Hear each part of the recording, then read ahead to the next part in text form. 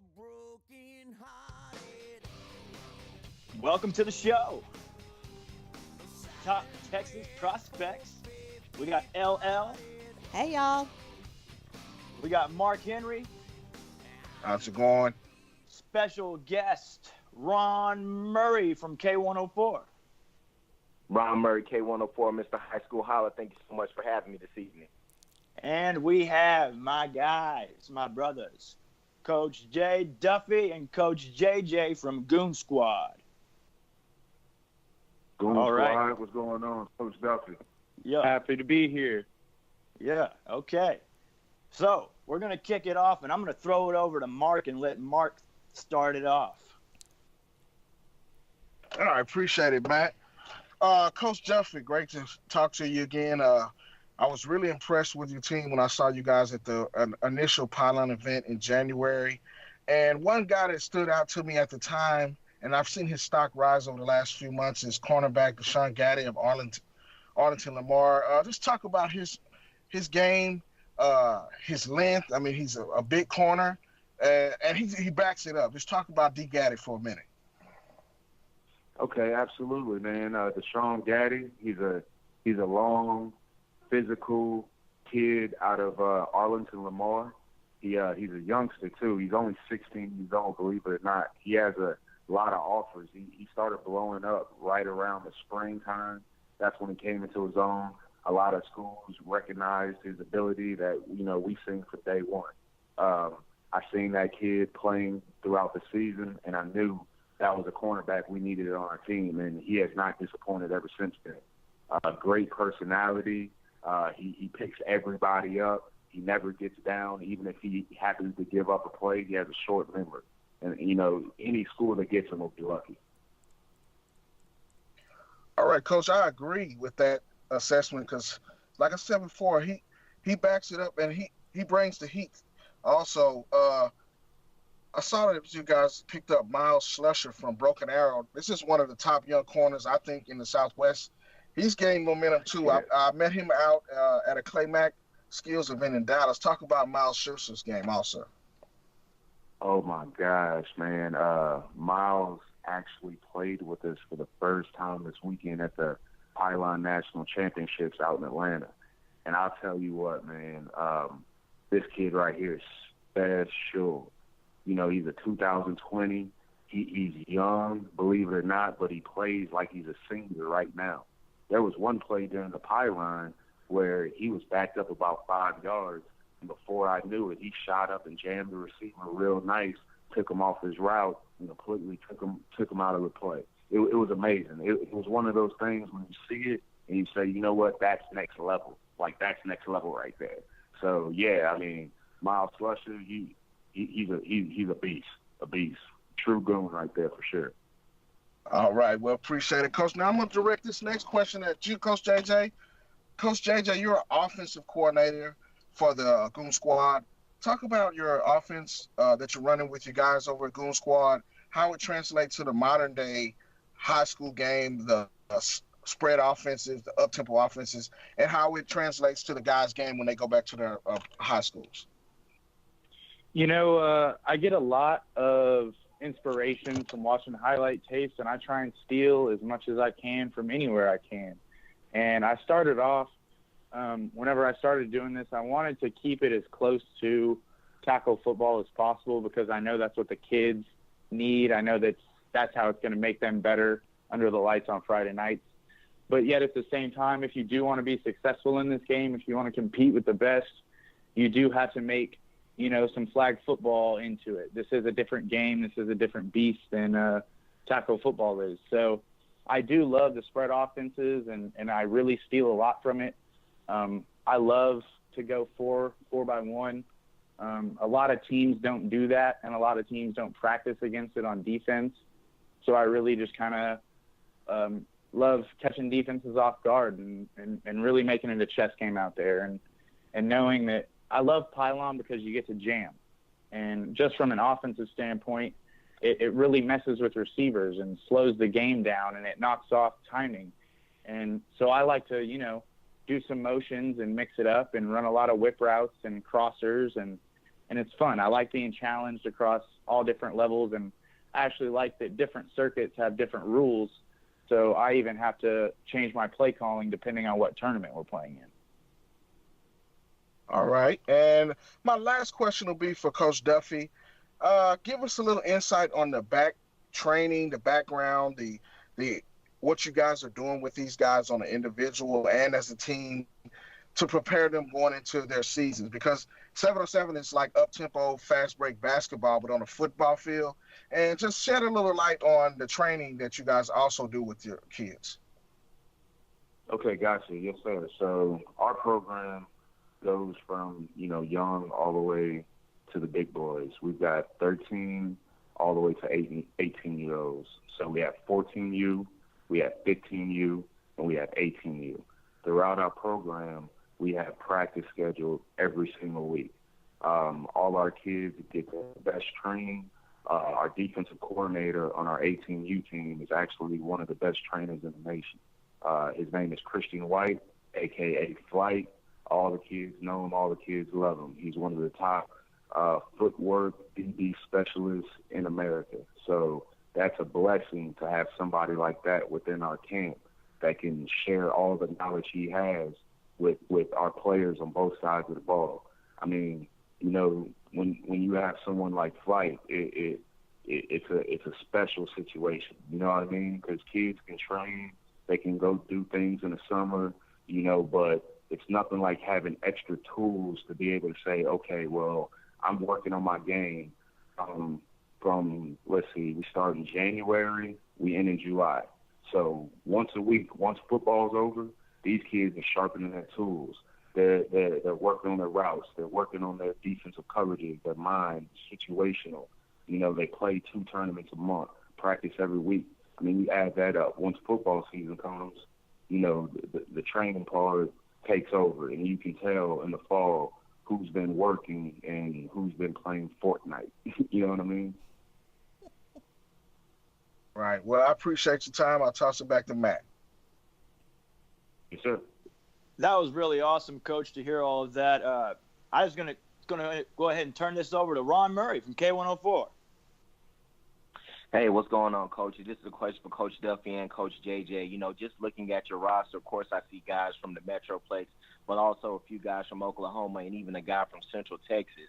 Can you just talk about the selection process and recruiting players to the Goon squad and just how competitive it can be? JJ, you want to start it off? Sure. So scheduling practice is pretty hard. Having kids from the Houston area, one of our best receivers is a really slept-on kid out of Belton named Anthony Brown, who doesn't have any offers, but like Matt actually likes to call him a walking first down. But when you have committed kids like him who can come up for a practice, they're willing to drive because they're committed and they want it. They want this. They want the exposure. And also our quarterback is from Oklahoma named Will Keene, and he committed to the University of North Texas today. So congratulations to him. And we're just excited to have these kids that actually want to come and practice and can be there, as much as they can, even from such a far place. But, I mean, we also have kids from East Texas and all over that, really can't get there all the time. So we tried to practice once a month with the top team, but, it is really hard to get chemistry. And a lot of kids, like we said with Miles Slusher, that was his first time playing with us this weekend. So some guys you do have to piece in there, and you really do get absolute beasts. Like another one is Jalen Catalon. We were blessed with getting to coach him this weekend, and he just came and it completely exceeded expectations. Absolutely. So, as far as the recruiting angle, it's a group effort. A huge part of our success with building our program and our roster is Twitter, actually, social media.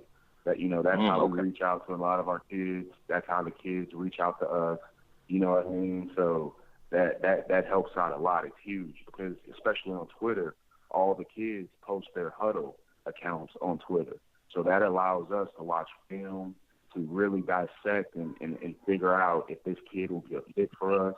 And then we'll contact the kid a lot of times, and we'll have conversations with them and see if they're, you know, a fit mentally, you know, for our organization. You know, it's one thing to be a good player, but it's another thing to be a good player with a great personality, a great attitude, a team player. Because, you know, being the best player isn't always good if you're a disruption for the rest of the team. So Twitter, Instagram, you know, we'll go to see kids in person. You know, kids will reach out to us. We have tryouts. We held 2 this year. We held 1 in Hebron and 1 in Mansfield, Texas. And that's how we built up the bulk of the 15U and 14U. And we actually found a couple of diamonds in the rough in those tryouts for the top team, which is all hand-picked kids. So that's very huge for us, the social media for sure. Okay, another question for both of y'all. We can start with you, Coach Duffey. Do you think that the competitive 7-on-7 circuit will one day be on the same level as AAU is with basketball, where you're going to have these big-time college coaches having to, quote-unquote, check in when they come to these different regions because the competitive 7-on-7 has that much of a foothold in recruiting? Okay, so that's a tricky topic in the state of Texas and around the United States lately. There's been a situation where, you know, there's been a certain light shed on the game of 7-on-7, and it's been because I guess AAU is viewed in a certain way. You know, that I can't really speak on because I'm not knowledgeable about that sport. But what I do know a lot about is the game of 7-on-7. Yes, college coaches are reaching out to certain programs. You know, they are contacting coaches for information and different things like that. But in my eyes, you know, high schools, that's the base of, you know, college recruiting, and it'll always be that way. You know, head coaches in high schools, you know, they're the ones that, you know, these colleges are going to want to go to and want to speak to, and rightfully so. But at the same time, you know, if we can help a kid get to the next level and, you know, fulfill his dream of receiving a college education, I mean, I don't see any problem with that. You know, in any sport, there's bad apples. And I believe that's the fear of a lot of high school coaches, right? That, you know, these certain people will do, you know, dirty things. And, you know, that happens everywhere. But the majority are there to help these kids. And I know for a fact we are. So, you know, yes, to answer your question simply, yes, I believe 7-on-7 is growing. I believe it's going to get huge. But I do believe that it's going to be good for everyone. And again, high school is always going to be king, and it should be rightfully. What's your take? I have to agree with that. I think Texas high school football is king, and it should be king. That's the way it is. Like, we don't want to take anything from tackle football. We just want to make these kids better for tackle football. And if we can help them get an offer in the process, that's just icing on the cake for us. That's a dream come true, is trying to give these kids a platform that sometimes they wouldn't otherwise. I mean, I love the fact that all these alpha dogs get to come together and get to play together, because I know that I'm coaching an offense that is just stupid talented with kids that have offers anywhere they want to go. And if you're at an actual school, at an actual high school, it's kind of hard to get that. So I do see where college coaches would want to come talk to 7-on-7 programs, because, I mean, I know that there's colleges that want multiple kids on our team. I mean, so why not just make one stop and see all of us, when instead you would have to go to each of their individual schools? But, I mean, like I said, or like Coach Duffey said, we don't want to ruffle any feathers. I mean, we're not here to step on anybody's toes. We're here to help the kids. We're in it for the kids. and that's just what we want to see. Like, I would love if coaches from colleges really cared about 7-on-7 and recruited because of 7-on-7, and if we could do anything to help these kids, that's the best thing for it. So I hope that aspect of AAU does translate over to 7-on-7. But I hope the bad rap that goes with it, doesn't continue, because I know that, there are always bad apples. So I just hope that it doesn't ruin it for everybody, because in Louisiana, I know they're trying to ban select 7-on-7. They're trying to make it a law. Yeah. Wow, that is crazy. That was very informative. I'm going to go ahead and toss it back to Matt. Oh, yeah, Coach JJ, and I just want to keep on going with that. I think it's kind of crazy that someone's trying to outlaw 7-on-7. Like, that's there for the kids. The kids need this. Obviously, kids are doing it. Their parents are paying money for them to go on trips and travel. The parents want it too. If the parents didn't want it, they wouldn't do it. And if the kids didn't want it, they wouldn't do it. And these coaches in high school, they understand. They know these kids need to work during the off season, and they know that they cannot give them all that time, because these coaches have to go home to their families. And sometimes other coaches with 7-on-7 can become more available than a high school coach could, just because of the structure of a day, And that's where I'm at. I think that, me being with you guys in the time period that I was, and I got to know you guys, I've grown to love you, all of you. Even Coach Flight coming in, I've grown to, enjoy watching him coach the kids, because it's like watching something that might become an NFL coach one day, like someone like that, because that he could be an NFL coach just based off what he's teaching. He has the knowledge, and it's just a matter of time. And same thing with you guys. I think that your game definitely translates to tackle. I think obviously, you played at Hebron, and Coach Duffey played. Where'd you go to school at, Coach Duffey? Nickel State. Yes, you played college ball. Your brother plays college ball. It's in your family, okay?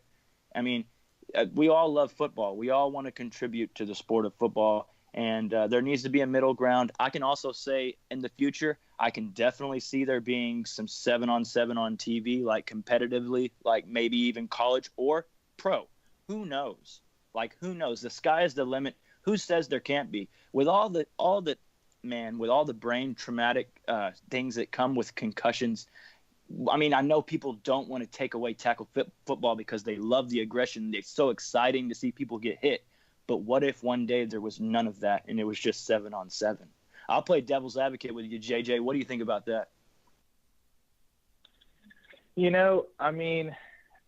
don't want that. That's the last thing I want. And I will go on the record to say that until the day I die. I love football. That is what made me become a 7-on-7 coach, is because I'm not a tackle coach yet. I just love the game of football, and I love everything about it. So I do not want it to go away. But I do think, for me personally, if it does go away, like the sport of tackle football, and 7-on-7 is here to stay, for me personally, that's great, because I'm at the forefront of this. I've already been coaching 7-on-7. I've, built an organization, and I've built my own offense, and I think I would have the upper hand as already having the most experience. People have been doing this a long time, and just the fact that I have an early head start, if that is where it goes, I guess that would be cool, but that's the last thing I want, if we're being completely honest. Right on. So, Coach Duffey, what do you think the future of 7-on-7 is right now? Let's see. The future of 7-on-7. Well, I'll start here. There's a professional league developing right now, and at the beginning right now, they've got a tournament going on for $1 million. They're at the Elite 8 level of the tournament right now. That's going to go on July 1st in Pittsburgh. The Dallas Ducks, and going to be going for $1 million. All they got to do is make it to the championship. That's going to be against Michael Vick and different NFL players. So that's going to be bananas.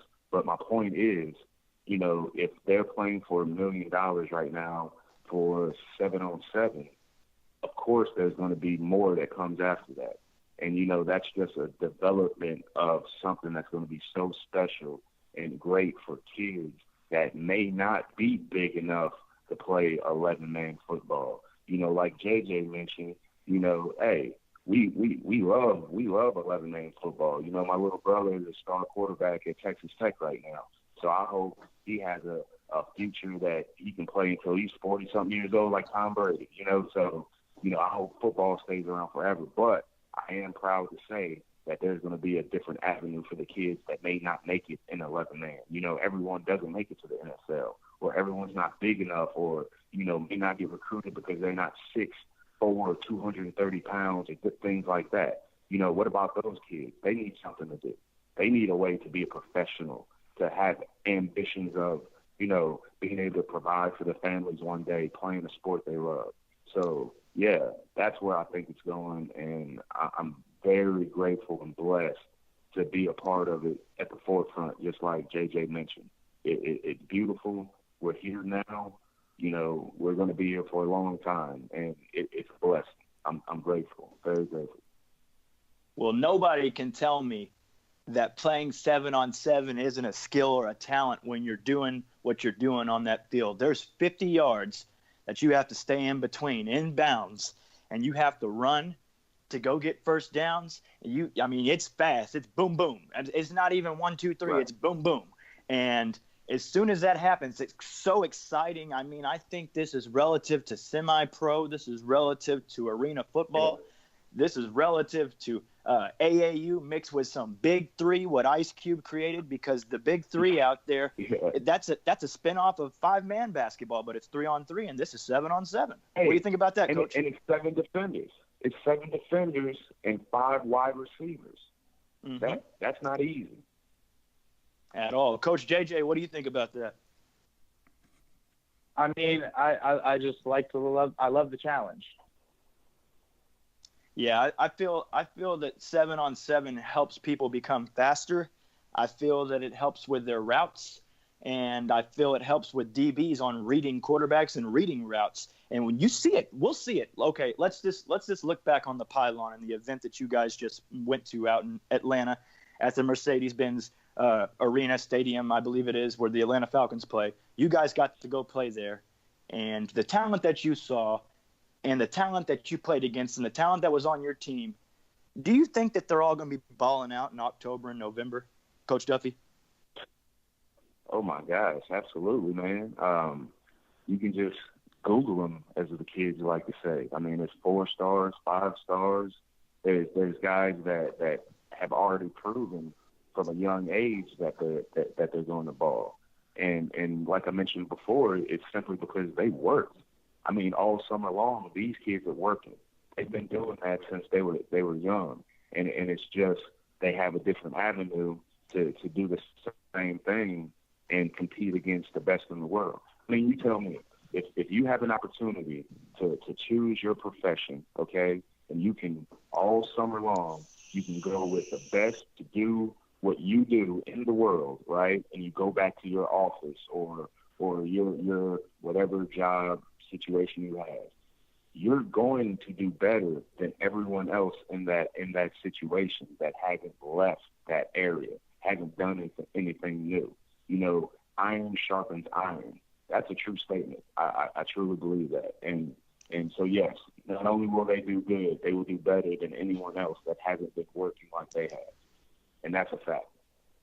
I agree with that, and that's why I brought it up, because I agree with it, and I think it's going to happen. I think all these kids, I mean, there's going to be a lot of kids that you guys even played against that are just going to be balling from different places, and that's the unique thing about it, is you just can't do it, okay? There's too many politics involved in high school football for schools to go and play against other schools from other states as much as they do. That's why they only do it in the first 3 games of the year, because it's expensive. I mean, it costs so much money. Right. But when you have parents that are willing to pay for their kid to travel to go play like you guys do, that changes the game. And that makes it to where you're able to go and you're able to play against kids that are arguably going to be all in the NFL together one day. That's what this is. And that's what it's become. It's become an organization of all-stars. That's what 7-on-7 is with Pylon to me. And JJ, that leads me into what I want to talk with you about. And give me a reflection on your Pylon event in Atlanta and a reflection on the season. So looking back on this last pylon, we really didn't do nearly as well as we wanted to offensively. Coach Flight put out the best defense in the whole tournament and wouldn't let anybody score is what it seemed like. But our offense we did what we needed to do to win plenty of games, but we couldn't knock off the defending champs in a close game. So that was tough. But, it happens. We knocked off the Bootleggers, which are a very well-respected organization out of Louisiana. But then, like I said, we actually got knocked out to Tucson Turf, the reigning national champs from last year. It was a little disappointing. But looking back on the season as a whole, we're completely blessed because this is our second year, and giving teams like Air Raid their only loss of the year and winning as many championships as we have, it's just truly a blessing. And for the kids, it's insane because, for instance, our quarterbacks just get to look at these defenses roll into different coverages and they get to see different route combinations develop. And it's just priceless, the amount of reps that they get, the amount of extra time that they get to see, and the amount of talent that they get to go up against is just it's unbelievable. It sharpens them. It sharpens all of their tools to the finest point, and it makes it for the best competition at the highest level. Yeah, I totally agree. I've been at enough pylons to understand the game. I know in Nashville when I was with you guys, what I witnessed, you going toe-to-toe with True Buzz the game before the championship, if I'm correct, or it might have been the game before that. Needless to say, Final Four. Yeah, needless to say, you were in the running for the championship in Nashville, Tennessee. And the way overtime works, it sucks. I'm going to be honest, it sucks. You got one play to see who can get the furthest on the field. It is what it is.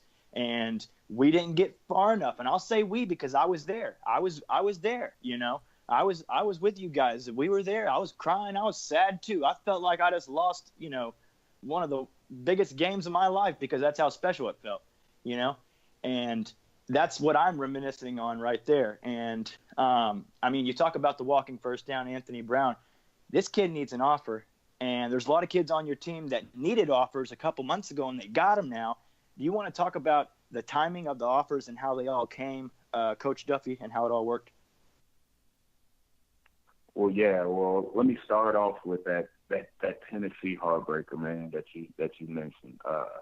It was a battle with True Buzz right for the championship. I just had to shout out the young man that actually caught a bomb down the sideline with 10 seconds remaining, the first play of the drive to put True Buzz into overtime with this kid named Dylan Wright. He is so nice. He's a beast. He's a monster. University of Texas target and probably 20 other schools. So, yeah, True Buzz definitely has a great one with him. They're a top organization in DFW. Nothing but respect for that team. They definitely earned that win. So, yeah, it was a tough loss in overtime, but we definitely got rolling after that, and we picked up steam, and that taught all our kids a lesson throughout the season. Anthony Brown, man, he's special, dude. He's one of those kids that it's burnt me up all year long that I haven't been able to successfully help him achieve a full scholarship, man. This kid right here is one of the smoothest route runners that I've ever seen in my life. I'm going to tell you what, it was a cold day in about January, December-ish when we had our tryouts, right? It was freezing cold. All of a sudden, I see this kid running routes and just moving and just so smooth and just catching everything that was thrown to him in it felt like 30-degree weather. So, I spoke to him and he told me his name was Anthony Brown. I said, "Where are you from?" He said, "Belton, Texas. I go to Belton High School," and right there I turned to JJ and I said, "That kid right there is going to be on the top team. We're offering him a scholarship." And we did that. And ever since then, the first 3 large tournaments we had, he was the MVP of that tournament. Pylon Dallas, MVP. Pylon Nashville, MVP. Tournament in San Antonio, MVP. He was just killing. He was wrecking everywhere we went. So this kid has no offers right now. Another kid named Michael Harrison, excuse me. He's out of Lake Ridge High School in Mansfield, Texas. He's just like Anthony, man. These two kids are the most reliable, skillful receivers I've ever had the pleasure to coach. I've been coaching Mike since he was in the 8th grade, actually. He doesn't have an offer either. You know, they both have the scores. They're both great kids. They do anything you ask them to do. It's just they've been overlooked for whatever reason. And that bothers me because, you know, I see a lot of kids getting offers, and I'm sure they all deserve them, but so do those two. So do those two for sure. Yeah, I could listen to this for a long time, Coach. I mean, we're just having a great time here talking with you and Coach JJ. I want to kind of end with this closing point because we're running out of time, and you know, everybody's got families and stuff, so we understand. But Coach JJ, what do you feel like an athlete can gain from training with Goon Squad? You know, I like to pride myself on starting every single practice with 30 minutes of footwork and agility. That first 30 minutes you get there, I mean, we're going to get a quick stretch in, and then we are going to run. We are going to get your heart rate up, and we are going to get it going. And that's thanks to all of our other coaches on the coaching staff. Coach John Hickman, Brandon Reprogel, Coach Lewis, and Coach Lavelle Payne. So, I mean, we just really try and tighten up practices as much as we can. And we really focus on training that first 30 minutes to make sure that they really do get honed in footwork skills and really good technique. And then we'll try and scrimmage at least 30 minutes of practice because we think that the best kind of practice is actual game reps, is actually seeing it. So we always want to make them scrimmage at least the last 30 minutes of practice. And that middle hour is when we'll kind of, you know, implement whatever we think we need as coaches, or we'll do different stuff for the day. But that first 30 minutes and that last 30 minutes, I think, is what separates us from every other program, because you know what you're going to get, and you see that we're working out there every time as coaches, and we're making sure that our practices are top-notch every single time that we step out there. That's pretty awesome, Coach JJ. So, Coach Duffey, and then I'll turn it to Coach JJ, and then we'll all sign off. This is my point in the show where I give my guest a time to shout out something that they want to shout out. If you want to give anybody a shout out, here's your chance, Coach Duffey, and then Coach JJ.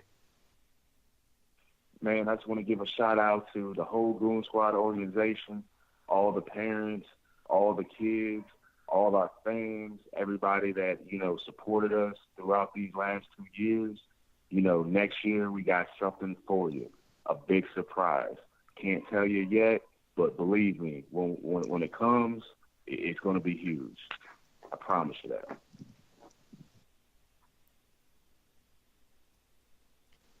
Coach JJ?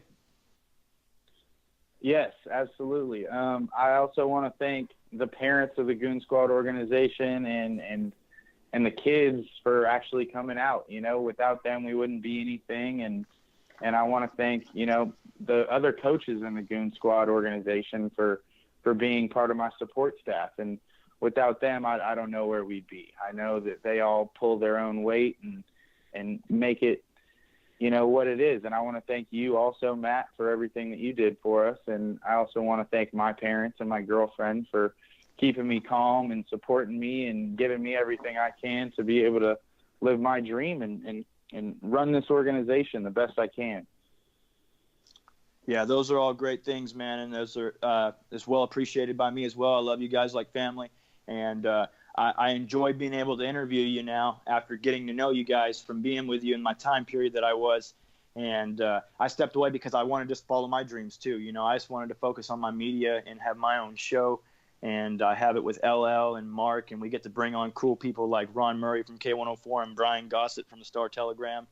And I'm really blessed because the sky is the limit with all of us because we're so young at doing these things. We're all going to grow together, and it's going to be fun. Yes, sir. And I am just blessed to have good friends like you guys. And this is my time where I let my guest, Ron Murray, go ahead. Ron Murray, Mr. High School Holler, thank you so much for letting us come on. Be on the lookout for the football season K104 Friday Night Lights Tour. And, of course, we'll still be giving out K104 State Sender Royce West Beast of the Week game balls. Be on the lookout. Thanks for having me on, Matt. No problem, Ron. Ron, real quick, do you want to tell anybody where to follow you at on social media or anything else that you want to tell people about? Yes, my Twitter and Instagram are both the same, at Ron Murray Jr., RonMurray Jr. You know, if you got some guys that are ballers out there, as I was telling Matt before the show started and the coaches, we're getting ready for our Beast of the Week watch list for 2018. So, you know, we got our eyes peeled for who we really want to keep our eyes on and everything. But, yeah, at Ron Murray Jr., that's the Twitter and the Instagram. Okay, Ron, we want to have you back on again, so stay close to us, okay? So next time when we do our show, we might have you come back. So this is kind of fun. Okay, Mark, here's your turn. Hey, you got the number. Oh, yeah. Go ahead, Mark. All right. Again, this is Mark Henry, FridayNightGlory.com. You can follow me on Twitter at OnTheMarkSports or at MarkHen44, also on Instagram. Check me out. I'm always on Twitter. I just want guys that, like Coach Duffey was saying, get that exposure that they don't get. That's what I'm in the game for. That's what I'm in the media for. So, guys, fill my DMs up. Myself and Matt did this a couple of months ago, but we're continuing to promote guys that are not being seen, that are underachieving in other people's eyes. That's what we do this for. Myself, Matt, LL, and Friday Night Glory is to put the spotlight on high school kids, high school football. We want to see kids go to the next level. Also, I'd like to shout out my guy, Comey Jackson from Arlington MacArthur. Shout out to Comey. He's one of the top DBs in the area. Again, appreciate you joining us tonight, both coaches, Coach JJ, Coach Duffey. All right. And LL, here is your turn. I know you didn't really do much, but she is our producer. She does a lot behind the scenes. I said not do much as far as talking, just so I'm in good grace with everybody. And I love you, LL, like a sister. And, yeah, go ahead. Well, y'all can find me at LLMAJER on Twitter, LLMAJER. I specifically love to look at the guys in the private schools. And so right now I want to shout out to Max McCallie from Flower Mound Coram Deo Academy, who is a 3-star recruit, and also all district and all state. Guys, just because you play in private school, I know sometimes you might feel a little bit overlooked, so please hit me up on Twitter. Let me see what you got, and I would love to give y'all a shout out and get y'all noticed. Everyone, thank you so much for being here tonight, too. And that will do it. That's our show. We want to thank everybody for tuning in and joining us. Take it easy. You deserve it, baby, you deserve it.